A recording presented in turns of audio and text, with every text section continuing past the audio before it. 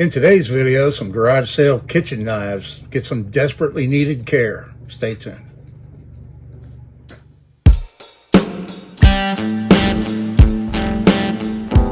Hello everybody, and thanks for coming back for another video. This is Dave, and I'm glad you're with me.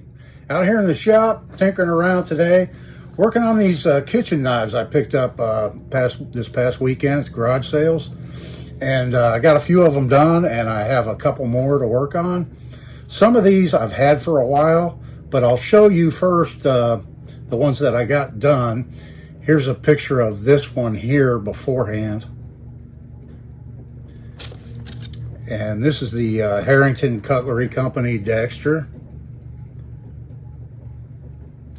And here it is.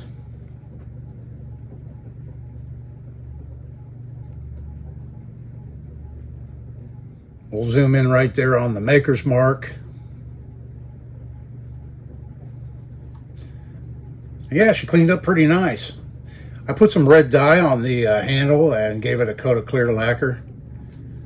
I've got some old tools. Actually, I think one of those bit braces right up there has the same color type handle from back in the day. And this knife, I believe I said it's like a pre-1933 knife. And that's probably about how old that bit brace is up there. Let me grab it. Yeah, so this is an old Miller's Falls brace right here. And although I did redo this one a number of years ago, I redid this one, but that was kind of the look I was going for with it. I'm sure it didn't look like that, you know, new out of the factory, but that's how I opted to make it. I think it came out nice. I like it like that. So yeah, I'm having fun with these kitchen knives. Here's another one. This is a Forge Craft, and it had some rust on it, you know, but it cleaned up very nice. I left all the patina on it, so it still retains all of its patina. I got a nice coat of boiled linseed oil on the handle, and then waxed it. And it's in really good shape. You know, you can see the tang. It's not all rusted out and everything like this other one I'm going to show you here that I picked up. But that's a Forge Craft. And then I had this one already. I've had for a while now, and it's a Forge Craft. And you can see the similarity. Same rivet size, all that stuff. And this is just a little paring knife that was actually sitting on the bow of my friend's boat out in the rain. I think it was raining that day, and it was solid rust. And I'm like, what are you doing with that old carbon steel knife? And he goes, oh, that's dull. It's not a good knife. I said, well, let me fix it up. So there's that one. Here's a picture of another one I picked up last weekend. And here it is now. Didn't really have to do a whole lot to this. Real quick cleanup. I straightened the tip, was bent. Got that all straightened out. Took the rust off of it, left the patina. There again, put a nice coat of linseed oil on the handle and some wax to kind of help preserve it. And so there's that one. Let's see. So I have this one here, this old hickory carving knife. And I'm going to be working on this one today, so I will include that in the video. So yeah, you can see right here all the rust and everything it has on the tang. Not sure what the wood, I think the wood's going to be okay underneath. I've been restoring kitchen knives for decades and decades. I've had hundreds of them apart, and I have had them to where they look like this before, and then I take them apart to clean the tangs up and everything, and I find that the underside of the handle scales are like all ate out, rotted, you know, concave and everything inside from rot over the years. This one here, I feel like it won't be that bad. I'll be able to clean it up, even if I have to thin them a little bit, take a little bit of the wood off on the inside. and then I'll reroute it back together, and we'll take a look at this one here later when I get it done. I've got another one to work on too, I've had for a while. Here's another one I've had for a while. I'm not sure the maker of this one, but I found it in a drawer, and since I'm doing kitchen knives, I thought I'd show this one. So I put another coat of finish on the handle. This one I believe is a rosewood handle. This one's really nice. I don't believe it's too terribly old, but yeah, that's a nice knife. Then I have a couple of Sabatier knives made in France that I had on the back burner. I haven't done anything with those, and I thought, well, it's kitchen knife day out here in the shop, so I'll work on these too. And this is a beautiful knife, very good quality, full taper tang. I believe this is olive wood they used on these handles. I'm not sure of this other one. I have another Sabatier, but just a really nice, well-made knife. Right there with all its natural patina.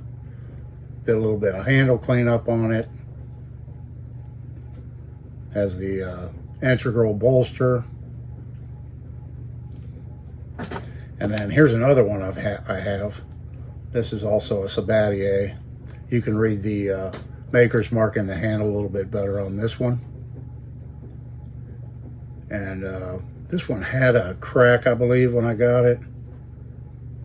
And I think I just super glued it or something. I can't remember now. It was a while ago that I got this.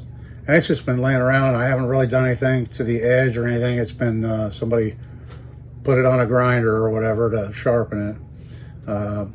But it's another very nice, well-made. You can see it's a stick tang, and you can see the tang protrudes over. It looks like they have a little brass ferrule or something in there, and then the tang is peened over. And it has an aluminum ferrule, and Sabatier made these knives with a number of different materials for ferrules and things and handles and different rivet styles and things like that over the years, because they've been in business since, I believe, like the early 1800s over there in France. Their name has been copied quite a bit, so there's a lot of counterfeits, let's say, that have used the Sabatier name, but over the years. But this is an actual French-made Sabatier aluminum ferrule. They use the aluminum in the 50s up until the 70s, I believe. So that kind of dates this knife. This is probably somewhere between the 50s and the 70s on this one. And then I would guess this one to be a little bit older, but not really quite sure. But yeah, really good quality knives, kitchen knives right here, these Sabatiers. Then I have another Sabatier right here. This is a more modern Sabatier, but it's the K series. Try and get that in there. There you go. You can see that right there, K. If it has the K, then you know it was made in France, and it's pretty much an authentic one. But you can see how much I paid for it. I guess that's what I paid for it. But yeah, it's got a chunk missing out of the... I think this might have been in that box of knives I bought. I'm not sure. Or I found this at a thrift store or something for $1 and picked it up because I'll go ahead and make a new handle for this today. It has... this one has aluminum rivets. And I'll probably go back with nickel on this one, and then it'll be brass on this old hickory. I'll go ahead and get these knives apart, and then I'll get right back with you. All right, the old hickory knife. There's the rivets out of it.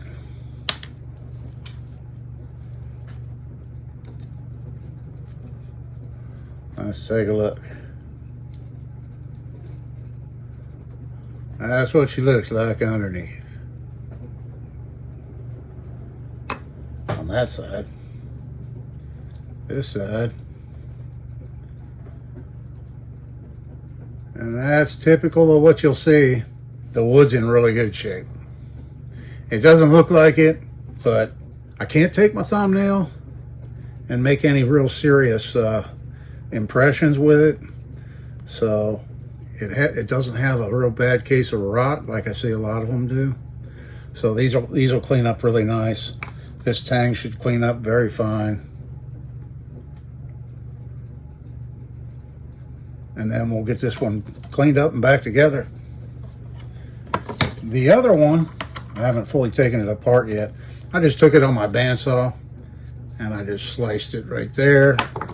So, so all I need to do is just punch these rivets out.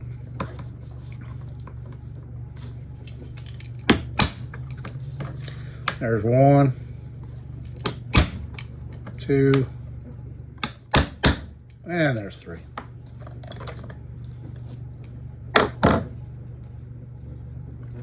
And that's what that tang looks like. Of course, this knife is stainless steel, so the tang is going to look a lot better on this one. But it should clean up very nice. Now, handles. So I looked around in my stash, and I have a couple of slabs of Purple Heart right here.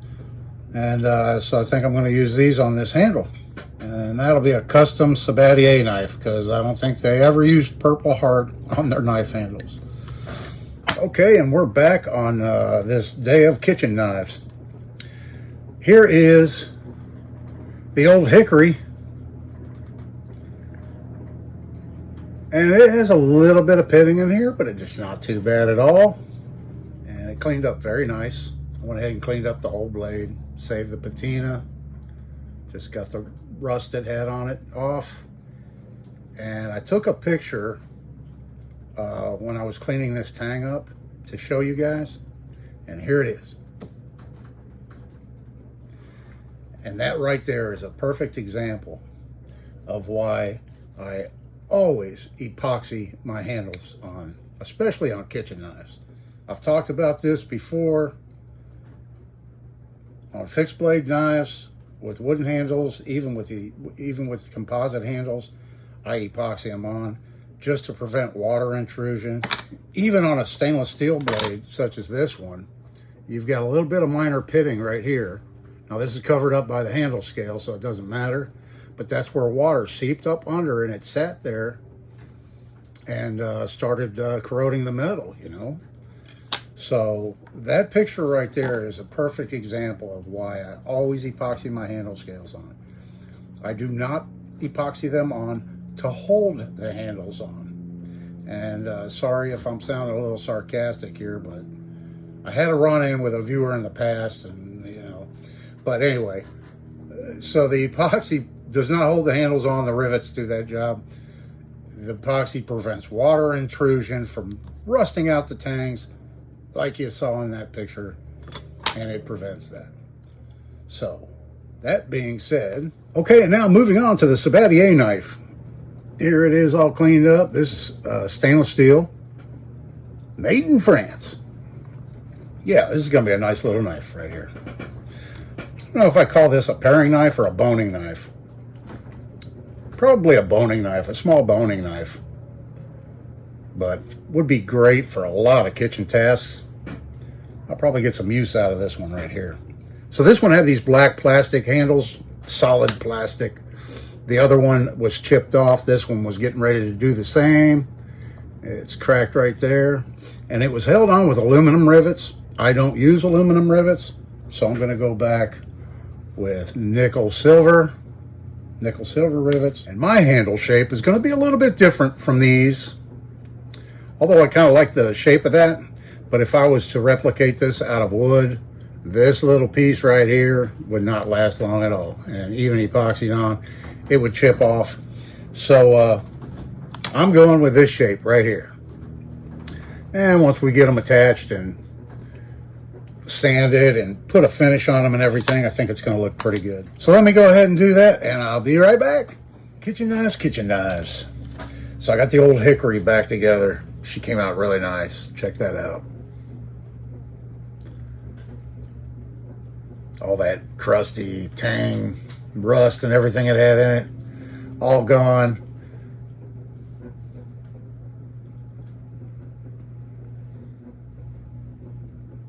Beautiful knife right here. I just love it. It's a high carbon kitchen knife. And yeah, so we got that one fixed up. Thought it came out pretty nice. Really like it. I'll talk a little bit about the finishes that I put on these handles. Here's the Sabatier. This is how it came out. It's not my finest work by any means, but it has a handle now. It's got a little chip in it right here. Yeah, I worked on it really fast, knocked it out. I've got so many projects going on at the same time, I just kind of got in a hurry. But I gave it a little bit of a buff. I taped off the etching on the blade. You can kind of see where I put the tape over it. So because the original handle, portion of the handle went down here over the heel, I went ahead and rounded that a little bit because that was a fairly sharp corner. And now that the heel's exposed, because it doesn't have that same type of handle it had before, I just kind of rounded it over a little bit to protect the user from that sharp corner. But yeah, I got it to be a nice usable kitchen knife again, with a better than that broken plastic handle that it had before, you know. So there's that Sabatier. Finishes, like, okay, so I mentioned to y'all before that I put boiled linseed oil on a lot of my handles. I use a variety of different finishes, you know, from tongue oil to sometimes just wax, sometimes just buffing and a light coat of wax or something like that. One little bit of a word of caution, not to be the safety police or anything like that, but modern day boiled linseed oil, they don't boil it anymore. They actually add some chemicals to it to cause it to dry faster. Raw linseed oil is your better option if it's going to be like on a kitchen knife handle. The drawback, the reason I don't like raw linseed oil, is it just takes forever for that stuff to dry. It has advantages in that it stays flexible, and it is food safe, but like I said, it takes forever for it to dry. Boiled linseed oil, they used to boil it and that would cause it to dry faster, but they changed the process in which they make it, and nowadays they use these chemicals to cause it to dry faster. And because of those chemicals, modern day boiled linseed oil is no longer considered food safe. But I look at it like I'm not gonna use it on the blades, but on the handles. But if you're really concerned about it, just avoid linseed oil altogether, or use the raw form of it if you're concerned about, you know, health hazards using linseed oil on your knife handles. So I just wanted to point that out and give you a quick look at some of these kitchen knives that I've cleaned up. It's actually the next day today. I finished all these yesterday, with the exception of this little guy here. I just finished that up here a little bit ago. And I'm working on some other things. Another thing I didn't show you that I found at the garage sale, I got 2 of these. These are pretty cool. I've never seen anything like them before. They're locking privacy pouches. They come with a little lanyard here that you can actually, I think this is the one I already opened and took the padding out of. But there it is. It's a 3-digit combination lock. So it has a really nice rubberized zipper that makes it somewhat weatherproof. And I think the design was you take these to the beach and stuff like that. But here's the lanyard that it comes with. And like I said, I found this. It was a yard sale, and the woman had a lot of brand new products in the package. So I'm not sure if she had a store at one time that closed down or what the case was. But a lot of these products like this was the only 2 she had. And so I bought them both. But yeah, so you put your contents inside, such as your cell phone or whatever. It comes with instructions and everything on how to set the combination lock to the number you want and everything. Yeah, put this small loop, wrap that around, and then you can put this over your closure, lock it, and then it's tethered to your table, chair, whatever thing, and it's going to do a good job at keeping an honest man honest. You know, anybody with a sharp knife, they're going to get whatever's in this real easy. or a screwdriver could probably pry this right apart. But I just thought it was kind of a neat design, and it would be great for storing pocket knives in. And they were $1. I looked them up on Amazon, and not this particular brand, I couldn't find it, but they're selling for $27 on Amazon right now. And I got these for $1 a piece. So you never know what you're going to find at garage sales, yard sales. Like I said, these are brand new. I have a black one. I haven't even taken out of the package yet. And this blue one. And I think they're going to be great little pouches to store knives in.